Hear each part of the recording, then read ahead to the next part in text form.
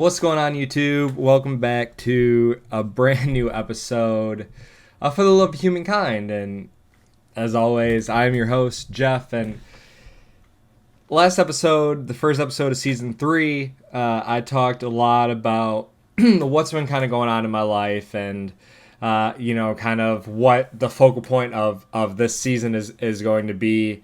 And I'm hard at work getting things ready for the season. I have a lot of super awesome people coming on the show, and I am ready to just dive in and start recording those episodes and start letting you all hear other people's stories. But I kind of want to talk about like what my journey has been like since I last recorded that episode, and just kind of really talking about like where my healing process is, because I think that when people are going through a lot of shit and they feel like everything is going out the window, we don't talk about the healing process. A lot of people, especially guys, are often seen as, it's fine to them. They'll just go on to the next thing. They'll find something to fill them. They'll find somebody else to sleep with, whatever. But that's not always the case. Like, I think we all know that we are a society of overgeneralization. We are a society that likes to put people in groups, and we've talked about, a variety of different groupings and all of those things throughout this podcast and the last couple seasons, but we don't talk about how to heal. We don't talk about what that looks like. Like, it feels like such a taboo topic, and it's funny because I was talking to some of my friends about the healing process, and specifically when it came to my relationship ending and everything that goes with that. And it's messy.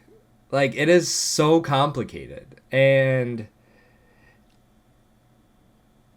it's healing isn't a one size fits all, and maybe that's a thing that and a reason why we don't talk about it, because what works for one person isn't going to work for another person, right? Like, my healing process is very different than what my ex's healing process is at the moment. And I know that because, like, we are still communicating. Like,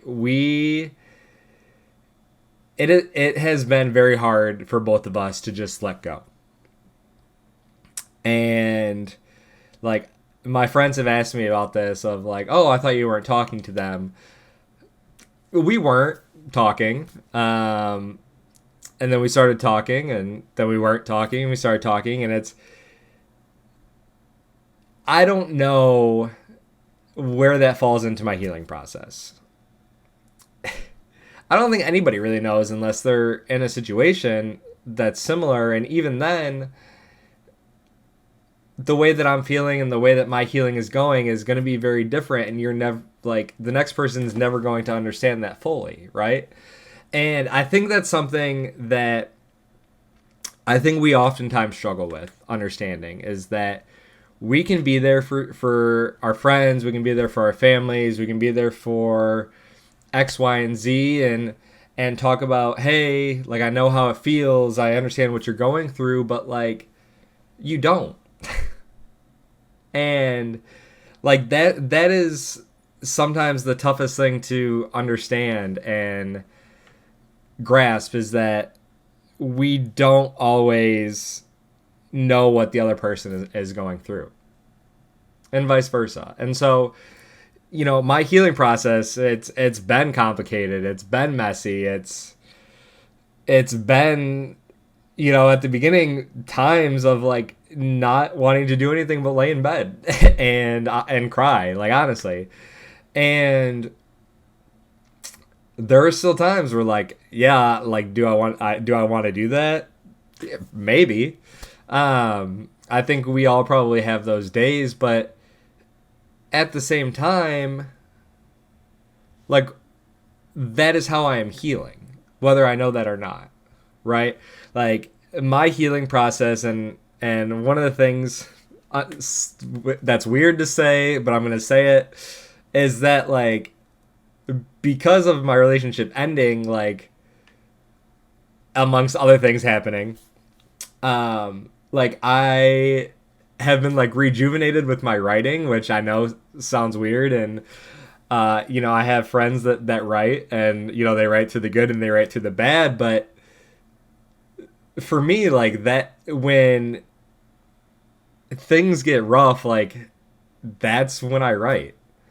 um that's how I started writing. And funny enough, like, when I was going through heartbreak, when I was younger, like, that's how I started writing. I started with poetry. I started writing these really cringy and sappy poems, because I didn't know how else to express that.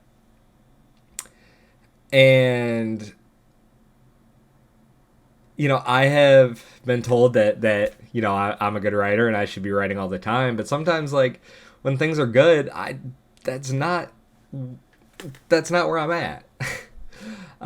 Like, I almost feel like I'm a tragedy writer at times. Like, I wait for tragedy to strike, or I wait for things to get terrible, and then something in my brain's like, all right, perfect, we're gonna write about this, and that's what it is. It becomes that escape, right? And so I've been, like, focusing on writing more. I've been focusing on just putting myself in a creative outlet. And I think that's why I've been diving into focusing so much on the podcast, and like, planning out this season for once, and, like, uploading stuff on TikTok that are, like, motivational and, like, inspirational. And it's just so funny because these aren't things that I would have been doing if I wasn't going through this healing process. And that's probably because I'm trying to figure who I am and try and take those next steps to who I want to be, or understand what I've become through all of this. And again, like, yeah, I could have been doing these things without the tragedy happening, and recognizing that I have so many good things in my life to think about. But, like, that's for me, it hasn't been how it is. And I know that for some people, they're like, yeah, I get that. I can understand and recognize that we as a society and individuals like to focus on the negative, and sometimes beauty comes out of negativity, and sometimes, like, beauty comes out of the worst possible thing in the world, and that can be very true, right? And so I'm sitting here in this process, and I have been literally going to a different coffee shop every single day. Like, I drove an hour to just go to one coffee shop, and sit and write and just be in a completely different area. And that's what I needed. Like, I hate sitting in my apartment right now through everything, because I'm just that's when things for me are the worst, is just being stagnant, being left alone in my thoughts, nighttime particularly more than others. But, like, I also have to recognize that I need to do that. Like, I need to sit alone in my thoughts, because if I'm not sitting alone in my thoughts, I'm not confronting where I'm feeling, how I'm feeling, and using that to move forward, right? And so I said, this healing process is very, very messy, because it's not a one size fits all. And I'm learning that, things closer to the age of 30 are very different than things when you're 19. I would consider the heartbreak that I went through when I was 19 and 20 was pretty severe and changed the way that I looked at relationships moving forward.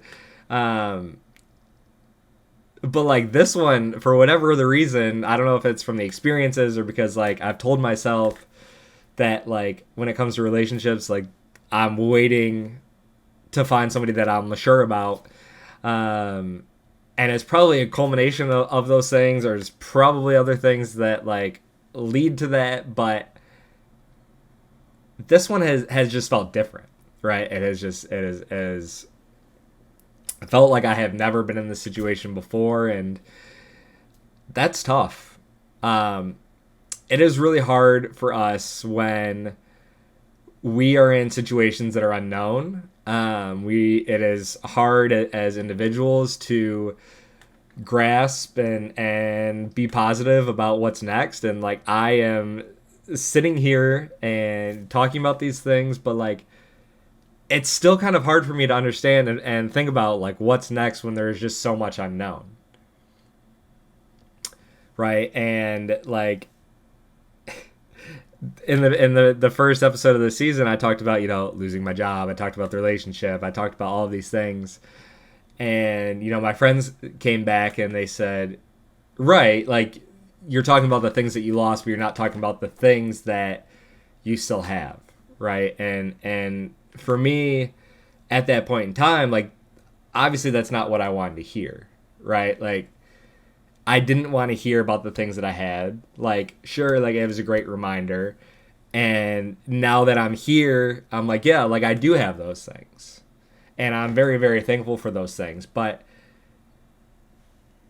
again, that timing and that healing process, it doesn't always make sense.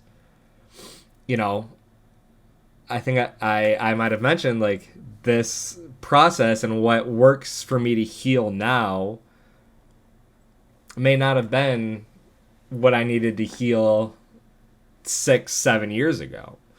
And I wrote a post when I went to the coffee shop that was an hour away, and it was a huge focal point on healing, because I was at a point where I'm like, okay, like I really need to think about where my healing process is. This is where I'm at. This is where my mindset right now is focused on. So let me dive into that.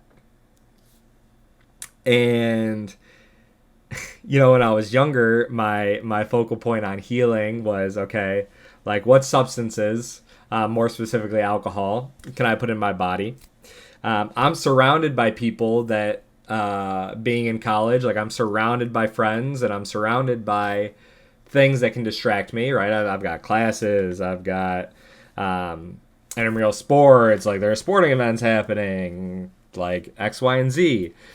Where like I'm at a place where like we can go to the club on the weekends. Like I hate saying this because it sounds super douchey, but like I could sleep with a different person each week, and that like I recognize that is what I used to heal when I was younger, and it's very different now because with my friends living out of state, moving to an apartment for the first time off a college campus, not necessarily having friends in proximity to be able to like be in space together and spend time together, and losing the person that you spend so much time talking to, it is hard to recognize yourself in that. It is hard to know how to process that because I'm so used to having so many different distractions and I'm so used to doing all of these different things that now I don't have those. And so I need to relearn what it means to heal. And that's probably been the most difficult thing of this process. Because you truly do feel in those moments that like you don't have anybody else, that you are sitting there alone.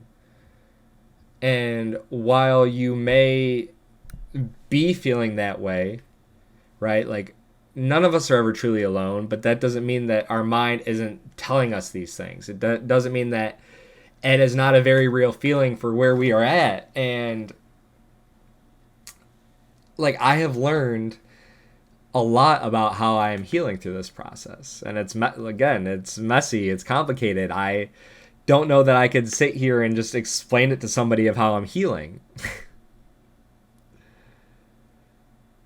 Because I'm just trying to do what I need to do. And, like, there are going to be individuals that, again, use those distractions like I did when I was younger, are essentially running away from what's happening, but that the second you slow down and you don't have those distractions and you don't have time or energy to run anymore, it all catches up.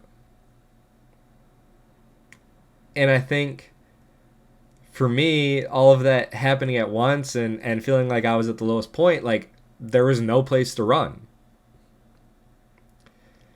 There were no distractions to help. And so understanding how you need to heal changes very, very quickly when you are at different points in your life. And that's something that I think that I'm learning very, very quickly. I talked about, writing being the thing for me recently that has helped a lot.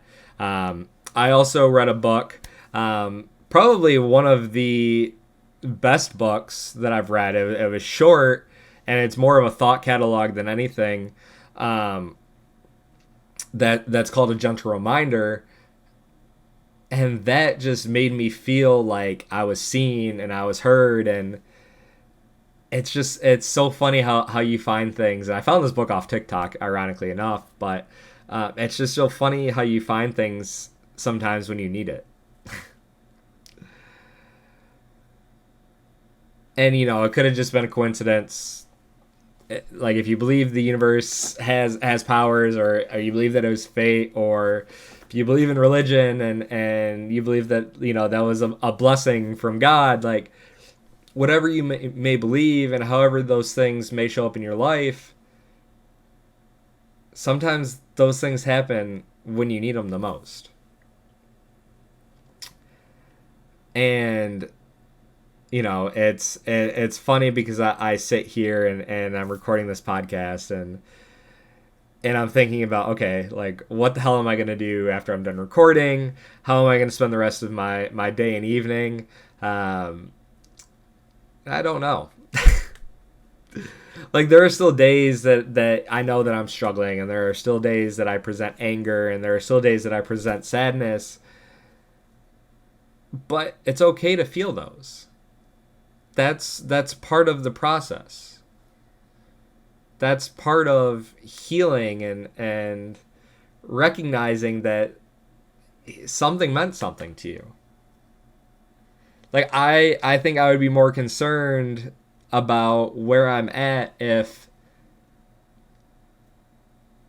I didn't have those feelings.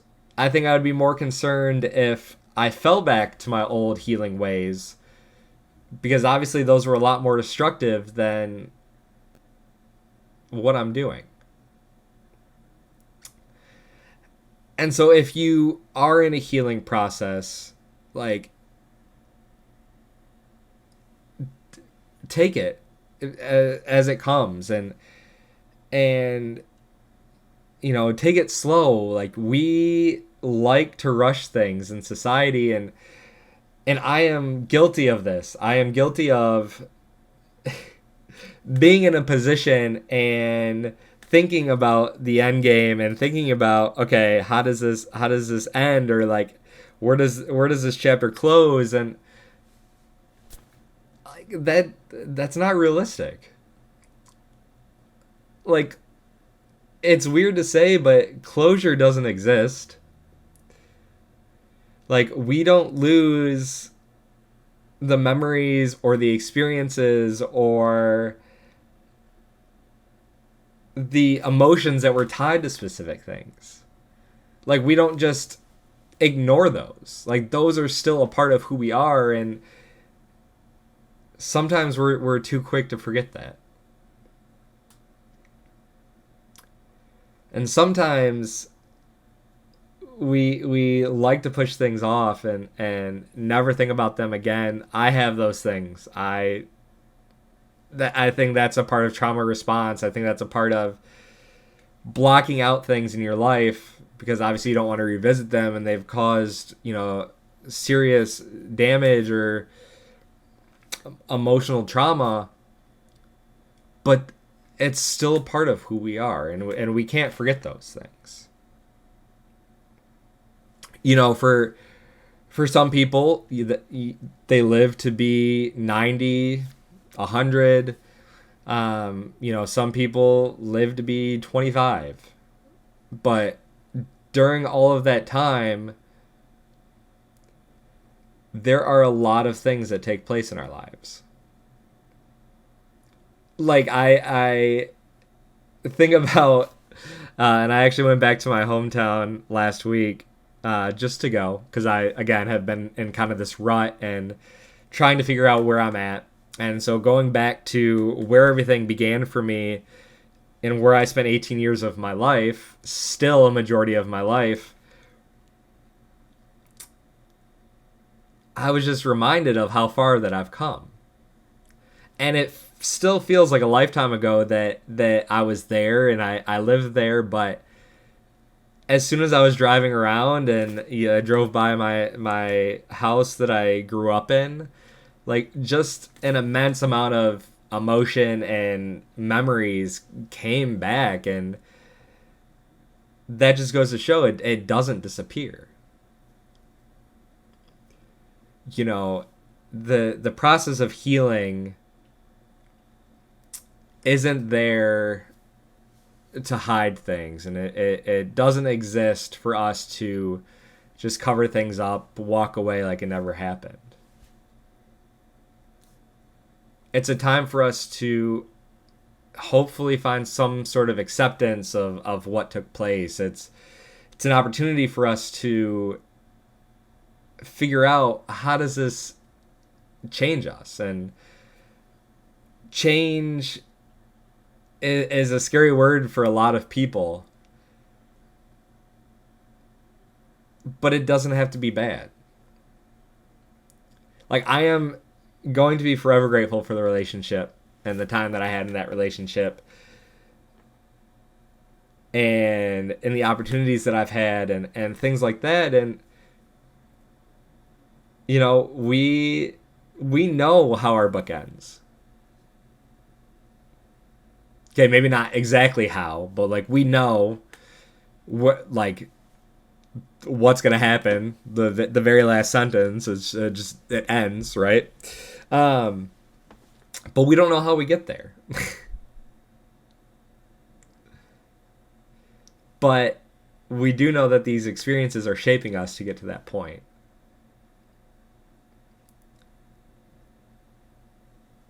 And so healing is always going to be unknown. Nothing is ever going to be the same, and that's okay. It is okay not to know what's next. It is okay if things are messy, because no situation is going to be perfect. And that's something that I'm learning.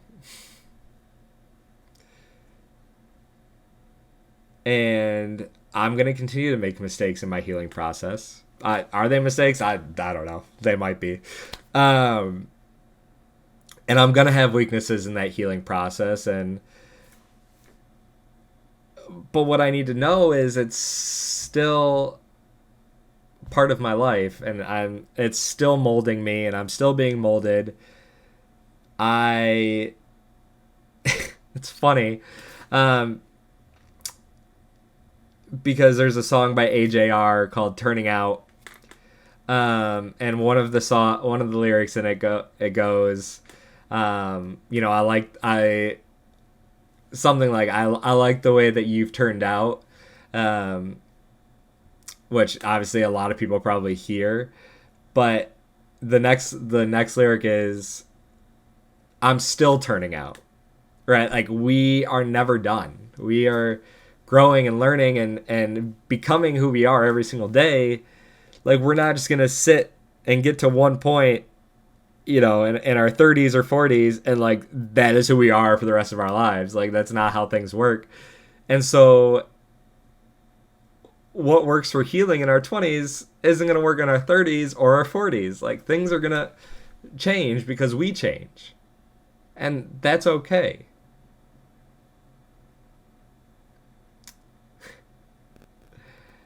It's okay to take your time. It's okay to understand that your feelings are going to change and your emotions are going to change and it's going to be this roller coaster and you're never going to fucking understand what is ever happening, and that's okay.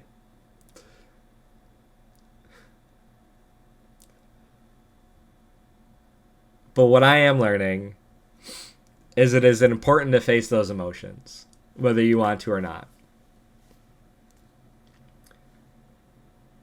Because you're going to learn a lot about yourself. You're going to learn how to take that next step. Now, where are you stepping? I don't know. I don't know where I'm stepping.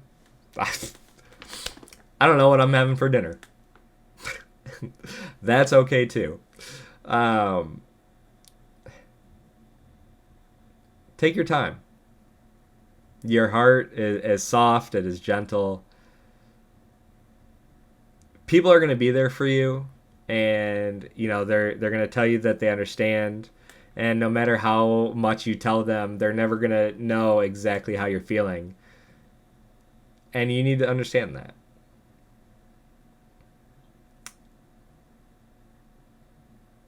It's okay. It really is. And so I thank you for this, for tuning in and listening to this ramble on kind of my healing process and where healing is. Again, it's not concise. It's messy. It's complicated. Probably like this, very much like this episode. But I promise you, this season is going to be great. Like I'm so excited for the people that I have coming on, for the topics that we have, and I hope you're here for the ride because I think it's going to be a good one.